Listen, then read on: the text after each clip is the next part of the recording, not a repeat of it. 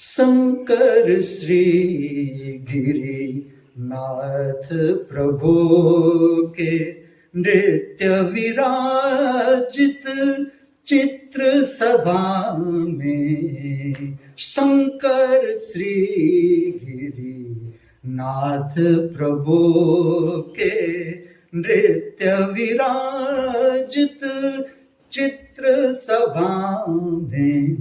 मैं आपको अर्थ भी बताता हूं। शंकर ने 5 सभाओं में नृत्य किया। ये सभा किसकी थी? जहां पर धर्म की चर्चा हो रही थी, धर्म की चर्चा। इसमें शंकर भगवान को भी आमंत्रित किया गया। सब चर्चा का विषय चल रहा था, धर्म की चर्चा, धर्म का तर्क। इस तरह से सब ज्ञानी पुरुष जहां पर बैठे थे वहां पर शंकर आते हैं। ये रचना इसकी है। शंकर आते हैं, चित्र सभा है जिसमें सब ज्ञानियों की सभा है। तर्क वितर्क चल रहा है सत्य के ऊपर, धर्म के ऊपर। जब शंकर को आमंत्रित किया जाता है, उसको ऐसा स्थान भी नहीं दिया जाता।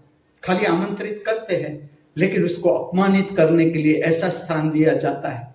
लेकिन सबका अपनी अपनी बारी आती है, कुछ कहने की, कुछ प्रकट करने की, जिसमें शंकर भी आमंत्रित है। पहले तो शंकर अट्टहास्य करते हैं सबके सामने। सब अवाक रह जाते हैं शंकर के स्वरूप से। इतनी बड़ी जटा, मृग चर्म बांधा हुआ, हो सकता है काला नाग भी हो गले में।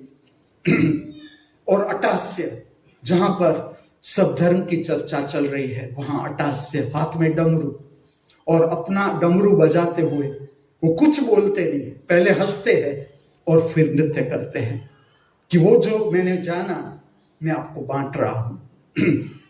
ये नृत्य को आज मैं प्रकट करने को जा रहा हूं आपके समक्ष कि शिव किस तरह से नृत्य प्रकट करते हैं चित्र सभा में। ये इसका हाथ है। और ये रचना केरला के राजा थे स्वाति तिरुनाल। इसका संगीत में भी इतना रस, जो आज आप मोहिनी अट्टम देख रहे हो, मोहिनी अट्टम जो नृत्य शास्त्र है, वो प्रकट करने में ये राजा का हाथ और ऋषियों का मार्गदर्शन। ऋषियों के साथ इस राजा का संबंध था। इसे समझ न पाए लोग। और जब ब्रिटिशर्स आए भारत में, तब भी इसने मोहिनी अट्टम नृत्य शास्त्र के लिए स्वयं उसने रचनाएं लिखी, तिलाना बनाए, बहुत सी रचनाएं उसने विविध सुंदर रागों में प्रकट की। जो पूरा का पूरा मोहिनी अट्टम नाट्य शास्त्र है आज भारत में जीवन, उसके अगर हम पिता कहें तो वो है स्वाति तिरुनाल। उस राजा ने इस नृत्य शास्त्र को बनाए रखा ऋषियों के मार्गदर्शन से।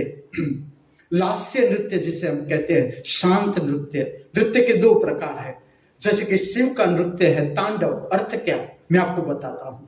अगर आपका शरीर है, इसमें मैक्सिमम एनर्जी कितनी, सबकी अपनी, सबकी, कोई कंपटीशन की बात नहीं है, सबकी अपनी एनर्जी, जिसमें आप मैक्सिमम लय पर नृत्य कर सको, वो तांडव। अब उससे उल्टा, आपका शरीर कितना शांत नृत्य कर रहा है, कितना शांत, वो लास्य। इस तरह से 2 नृत्य, मुख्य 2 भाग, लास्य नृत्य, शांत नृत्य, और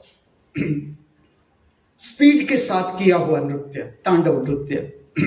दोनों भारत में प्रकट, दोनों भारत में। और धीरे धीरे आपकी समझ में निखारता जा रहा हूं।